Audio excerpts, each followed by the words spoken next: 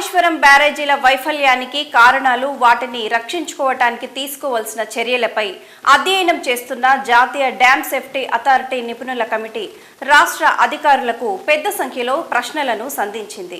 కాళేశ్వరం బ్యారేజీల వైఫల్యానికి కారణాలు, వాటిని రక్షించుకోవడానికి తీసుకోవాల్సిన చర్యలపై అధ్యయనం చేస్తున్న జాతీయ డ్యామ్ సేఫ్టీ అథారిటీ నిపుణుల కమిటీ రాష్ట్ర అధికారులకు పెద్ద సంఖ్యలో ప్రశ్నలను సంధించింది. రాష్ట్రంలో పర్యటన ముగించుకొని వెళ్లే సమయంలో పలు విభాగాల అధిపతులకు ప్రశ్నాపత్రాలు ఇచ్చి వెళ్ళింది. సరిగ్గా పర్యటన ముగిసిన రోజే వాటిని సమాధానాలివ్వాల్సిన కోరగా ఈ నెల 26వ తేదీ కల్లా అందిస్తామని అధికారులు నివేదించిన విషయం తెలిసిందే. కాగా సెంట్రల్ డిజైన్ ఆర్గనైజేషన్కు నిపుణుల కమిటీ ఏకంగా 47 ప్రశ్నలు వేసింది.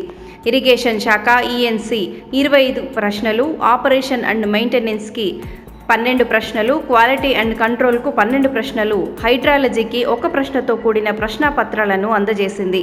వీరితో పాటు బ్యారేజీల నిర్మాణంలో పాల్గొన్న విభాగాల ఉద్యోగులతో పాటు నిర్మాణ సంస్థకు కూడా నిపుణుల కమిటీ ప్రశ్నలు సంధించింది.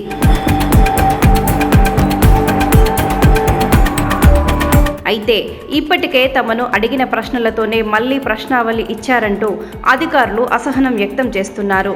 ఈ ప్రశ్నలన్నింటికీ సమాధానాలు రాయటానికి మరో వారం రోజులు సమయం పట్టే అవకాశం ఉందని అంచనా వేస్తున్నారు.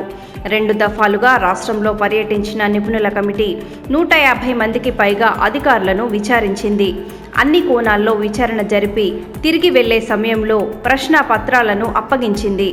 కానీ విచారణ సందర్భంగా బ్యారేజీ కుంగుబాటుపై ఎలక్ట్రోల్ రెసిస్టివిటీతో పాటు జియోఫిజికల్ పరీక్షల నివేదికలు కూడా అధికారులు అందించారు.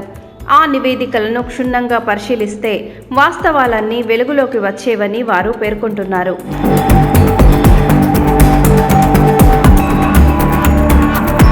అయితే బ్యారేజీల కుంగుబాటుపై లోతుగా అధ్యయనం చేయటంలో భాగంగానే ఈ ప్రశ్నలు వేసి ఉంటారని కొందరు అధికారులు అంటుండగా తాత్సారంలో భాగమేనని మరికొందరు అభిప్రాయపడుతున్నారు.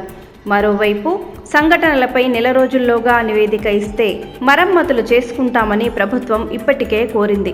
ప్రశ్నలన్నింటికీ జవాబులు ఇచ్చాకే బ్యారేజీల రక్షణకు తీసుకోవాల్సిన మధ్యంతర చర్యలను సిఫారసు చేస్తామని కమిటీ పేర్కొంది.